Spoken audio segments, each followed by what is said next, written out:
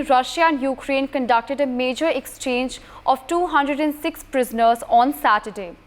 103 apiece. This means their second swap in 2 days, following negotiations mediated by the United Arab Emirates President Volodymyr Zelenskyy credited the release of the prisoners to his forces' recent incursion into Russia.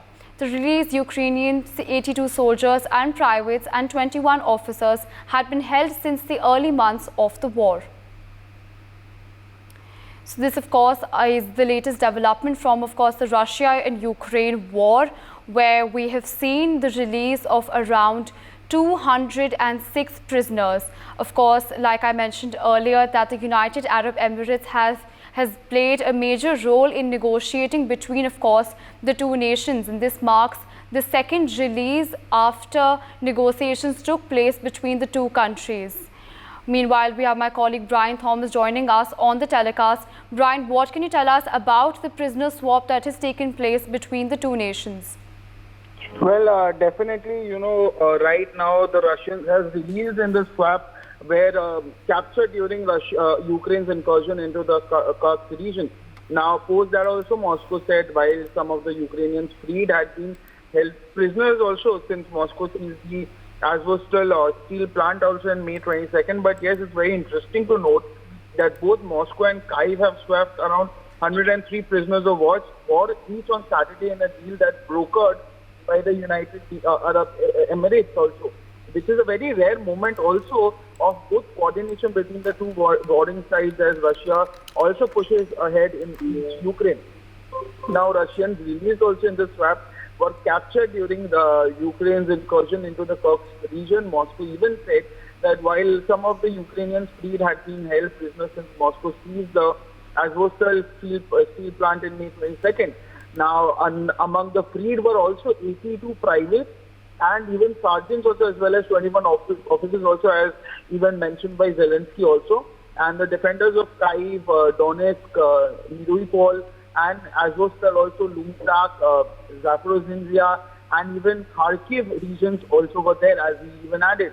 Now, Russia also confirmed that it had handed over 103 Ukrainian army prisoners and received 103 Russian servicemen captured by Kyiv in its Kursk offensive in return. And despite ongoing hostilities also, Russia and Ukraine both have managed to swap hundreds of prisoners throughout the 2.5-year conflict, often in deals also brokered by UAE, Saudi Arabia or Turkey. Now, this announcement also comes a day after Zelenskyy said 49 Ukrainian POWs had also been returned from Russia, and 3 weeks ago also, both sides have swapped 115 prisoners each in a deal that was also rather mediated by UAE. Yes. Right, we have, thank you so much, Brian, for those details. Meanwhile, we have international affairs expert Sanjeev Srivastava joining us on the telecast. Firstly, thank you so much for joining, sir. As I mentioned that, of course, Russia and Ukraine have exchanged prisoners of war. What more can you tell us about this, and where do you think that this leaves Russia and Ukraine amid, of course, the ongoing war? Well, Russia-Ukraine war is very much on, and though the efforts for peace and a ceasefire is very much going on, but the real nature of the war is that this war is being fought between the major powers. And this war, on the one side, you have Russia, which began that aggression against Ukraine, and then Russia did that aggression on the pretext that Ukraine was going to join NATO. And NATO took it as a challenge for their entire alliance, and they came up with a big and support, military and economic support to Ukraine. And on the other side, this NATO and the United States of America, they started providing all sorts of support to Ukraine. And so this war is in fact being fought between major powers. And unless until major powers agree to come to the negotiating table, peace is not going to be established. Ceasefire is not going to be happening.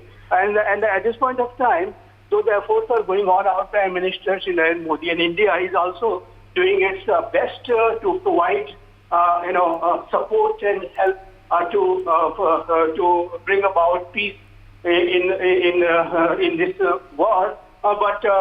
These efforts will only succeed when the major powers will agree. And at this point of time, in the United States of America, elections are going on, and it has to be seen that who wins the elections in November, and then only any substantial progress could be made on this negotiation for the ceasefire and the peace deal. So I think the U.S. elections are going to be very crucial. And in my assessment, if Donald Trump wins this election, then you might see a very dramatic change in this entire war, and this might be heading towards ending, because Donald Trump has been consistently saying that if he wins the White House again, he will take big steps within 24 hours, as he says, to end this war. And obviously, he will ask,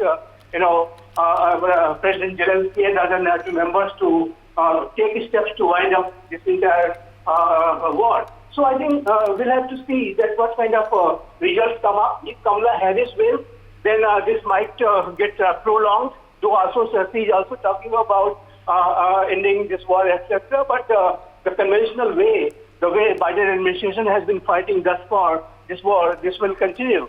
So U.S. elections are going to be very, very crucial with regard to any kind of big change in this war. But at this point of time, in my assessment, till the time U.S. elections goes on, you might see the intensity of this conflict will remain, and attacks and counterattacks will go on. And Kamala Harris, obviously, is currently defending whatever the Biden administration has done in the last 2.5 years.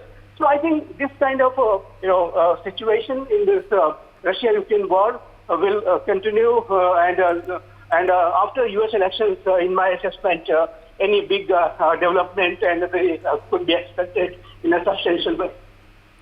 All right, sir, like you mentioned how, of course, peace between the two nations is all dependent upon the middle parties. And you also mentioned how Prime Minister Narendra Modi has been brought in to broker peace between the two nations. Could you delve a little more on that? And of course, our National Security Advisor Ajit Doval also met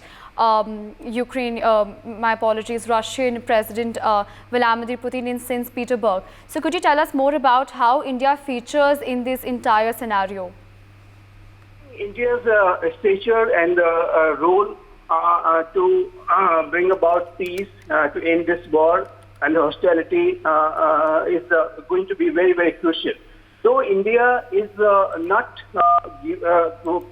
doing any kind of open mediation, because India believes that unless until all conflicting parties, whether it is Russia, United States of America, NATO, Ukraine, if all come together and ask the NRG India to do open mediation, then only India will do any kind of open mediation. But from the back channel side and from the various steps which Indian leadership is taking, obviously India is providing its best support to create a favorable atmosphere for dialogue to begin. And that's where, at this point of time, when our Prime Minister Shri Narendra Modi had visited Russia, and then he visited Ukraine, and then after coming from Ukraine, he spoke to President Biden too, and also President Putin, and now our National Security Advisor Shri Ajit Doval visited Russia, though he went there to primarily to attend NSA's meeting summit, but he also met Russian President Vladimir Putin, and he conveyed the message of Prime Minister Shri Narendra Modi and his insights and views, whatever he could gather while speaking to President Zelenskyy in Ukraine. So I think India's role at this point of time with regard to creating a favorable atmosphere for dialogue is the most important role. Other countries are also attempting, but India's role in this regard in establishing peace is the most important at this point of time. And India is the only country in the world at this point of time which has the credibility and a kind of